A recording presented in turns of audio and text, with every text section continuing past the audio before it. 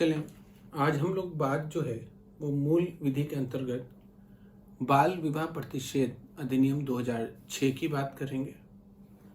आगामी आने वाली दरोगा परीक्षा के लिए अत्यधिक महत्वपूर्ण ये टॉपिक है। बाल विवाह प्रतिषेध अधिनियम 2006, the provision of child marriage act 2006।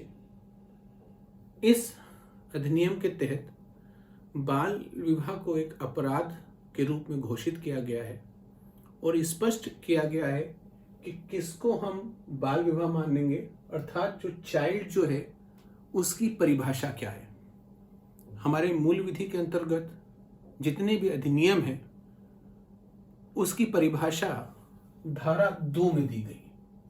सभी अधिनियम में जो परिभाषा की बात आती है वो धारा 2 में है और यहाँ धारा 2 में स्पष्ट कर दिया गया है कि चाइल्ड किसको माना जाएगा, अर्थात बालक से ऐसा व्यक्ति अभिप्रेत है जो यदि पुरुष है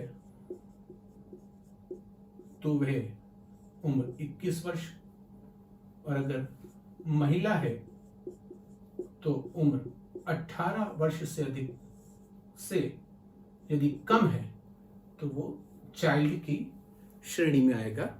और इस प्रकार का कोई भी विवाह अगर किया जाता है तो वो हमारे कानून में प्रतिषेध है, मान्य नहीं है। The provision of child marriage act 2006 came into force on 1 नवंबर 2007। यह कानून जो अधिनियमित हुआ था, बना था 2006 में और संपूर्ण भारत में लागू होता है 1 नवंबर 2007 में, जिसमें स्पष्ट रूप से यहां तक कहा गया है, जो सुप्रीम कोर्ट का जो जजमेंट है, supreme court of India gave a landmark judgment criminalising sex with a child bride. यदि हम नाबालिग फीमेल से किसी भी प्रकार का रिलेशन रखते हैं तो वो एक क्राइम है। ये स्पष्ट कर दिया गया है इस अधिनियम के तहत। यदि हम इस अधिनियम की पृष्ठभूमि में जाते हैं, इसके पीछे अगर हम जाते हैं तो भारत में पहली बार बाल विवाह प्रतिषेध से संबंधित कानून जो बना था वो 1929 में बना था, जो शारदा एक्ट के नाम से जाना जाता है। शारदा एक्ट जब 1929 अस्तित्व में आता है, उस समय भारत के वायसराय लॉर्ड इरविन थे। तो दो महत्वपूर्ण क्वेश्चन यहां से बनते हैं, तो इतिहास में भी बहुत बार जिनसे प्रश्न आता रहा है कि शारदा एक्ट किससे संबंधित है, तो हम टिक लगाते हैं बाल विवाह प्रतिषेध से, बाल विवाह से संबंधित है। शारदा एक्ट कब अस्तित्व में आया था? 1929 में आया था और उस समय वायसराय कौन थे? Lord Irwin. पूरा नाम शारदा हर बिलास शारदा के प्रयासों से ही यह अधिनियम पारित हुआ था। ये व्यक्ति रहने वाले अजमेर के थे। अब क्या किया गया था इस एक्ट के तहत, अर्थात 1929 से पहले की अगर हम बात करें या आज तक बात करें, जो बाल विवाह होता है वो हमारे कल्चर का एक पार्ट है। हमारी परंपराएं, हमारी रूढ़ियां, हमारी प्रथाओं में एक मान्य तरह से ये व्यवस्था रही है कि शादी कर दी जाती है, कम उम्र में शादी कर दी जाती है। इसलिए शारदा एक्ट द्वारा यहाँ पर उम्र को भी निर्धारित कर दिया गया था। पहली बार शारदा एक्ट ने पहली बार क्या उम्र को निर्धारित किया था? अगर मेल होगा तो उसका उम्र 18 साल से कम नहीं होना चाहिए और फीमेल है तो उसका उम्र 14 साल से कम नहीं होना चाहिए था। इस अधिनियम में 1940 में संशोधन किया गया और फीमेल की उम्र 14 साल से 15 साल कर दी गई। और इसी अधिनियम का संशोधित रूप जो है वो 2006 का एक्ट है, जिसके अंतर्गत इसको कठोर बना दिया, अर्थात किसी भी प्रकार का बाल विवाह होता है तो अपराध की श्रेणी में आएगा। और अगर माइनर वाइफ होती है 15 साल से कम तो वो रेप तक की श्रेणी में आ जाएगा। फिलहाल अभी हमने धारा 2 की बात करी, परिभाषा की। अगर हम धारा 3 की बात करें तो यहां पर स्पष्ट रूप से लिखा गया है कि बाल विवाह का शून्यीकरण होगा। शून्यीकरण का तात्पर्य बच्चों क्या है? शून्यीकरण, जीरो हो जाएगा वो विवाह, अवैध घोषित हो जाएगा वो विवाह।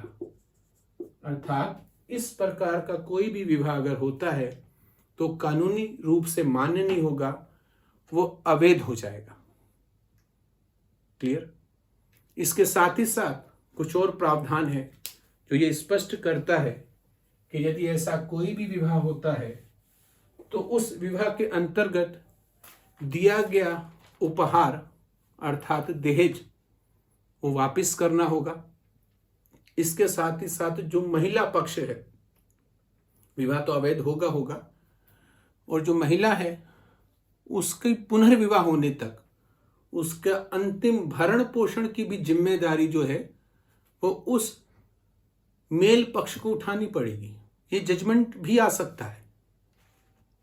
तो यहां पर आप समझ सकते हैं कि इस प्रकार का विवाह किस तरह से घातक है। एक तो बीबी का जाना, दूसरा जो मिला धन है उसका चला जाना, तीसरा उसी बीबी के पुनर्विवाह तक उसका अंतिम तक भरण पोषण की भी जिम्मेदारी को उठाना। यहां पर एक और बात स्पष्ट कर दूं कि विवाह का तय करना और विवाह करना दोनों अलग अलग है। आप बाल विवाह तय कर सकते हैं, ये कोई अपराध नहीं है।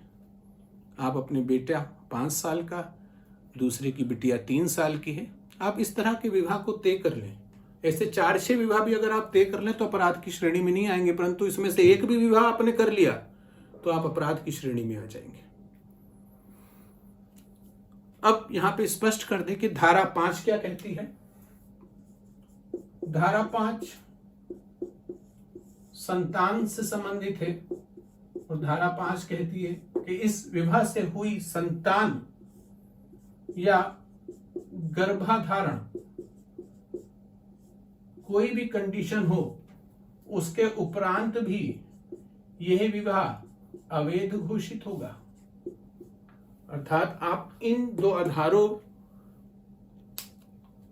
के बेस पर यह नहीं कह सकते कि भाई ठीक है बाल विवाह हो गया परंतु अब तो बच्चा हो गया है, अब बोले अब भी ये अवैध होगा और इस प्रकार के बच्चे का जो भरण पोषण होगा वो अभिरक्षा जो है वो एक समुचित आदेश होगा और वो दिया जाएगा। जो भी गार्जियन होंगे, माँ बाप होंगे, उनको दिया जाएगा। धारा 9 जो है वो दंड के प्रावधान की बात करती है। अगर इस प्रकार का अपराध होता है तो 2 वर्ष का कारावास या 1 लाख रुपया अथवा दोनों ये दंड के रूप में आप पर आरोपित हो सकता है। ध्यान रखें, आप समझ लें कि छिपकर भी किया गया विवाह किस तरह से खतरनाक है। और उससे ज्यादा खतरनाक प्रावधान जो है वो धारा 10 का है। धारा 10 कहता है जो भी इस प्रकार का विवाह करवाएगा, माता, पिता, संरक्षक,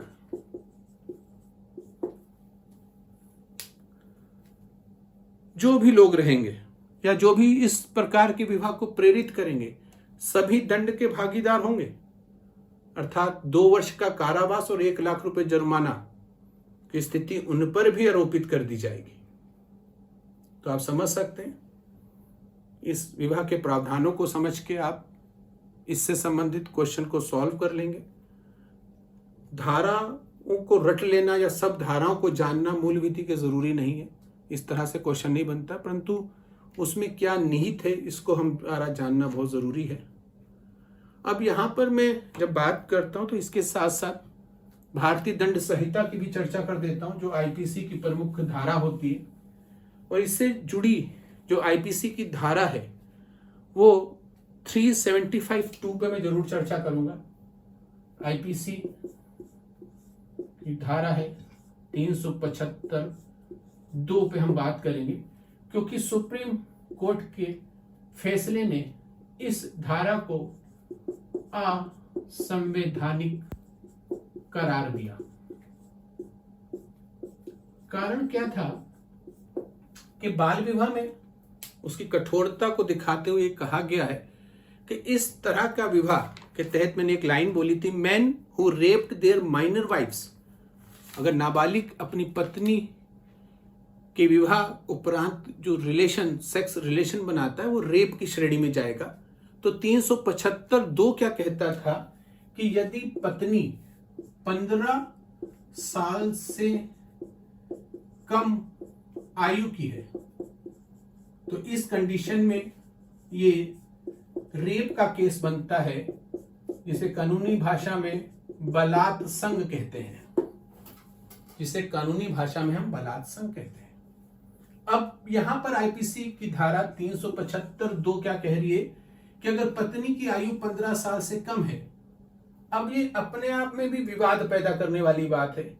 एक तरफ हम बाल प्रतिषेध अधिनियम के तहत 18 साल की बात करते हैं, पॉक्सो एक्ट के तहत हम 18 साल की बात करते हैं। इस कानूनों में हम 18 साल से कम को बच्ची मानते हैं, परंतु 18 साल से कम की बच्ची से अगर शादी कर लेते हैं तो वो यहां पर बच्ची नहीं रह जाती है, अर्थात अगर 16 साल की है तो बच्ची नहीं आईपीसी की 375(2) के अनुसार, और यहां पर वो बच्ची है। इसी कारण सुप्रीम कोर्ट ने आईपीसी 375(2) को असंवैधानिक करार देते हुए यह फैसला कर दिया कि किसी भी कंडीशन में 18 साल से कम अगर वाइफ होती है, माइनर होती है, तो वो केस जो है वो रेप में दर्ज किया जाएगा। तो स्पष्ट हो जाता है यह अधिनियम किस तरह से है और किस तरह से बाल विवाह को प्रतिषेध करना चाहता है। कुछ कारण हैं जिससे कानून इन्फोर्स नहीं हो पाता है, वो अलग बात है।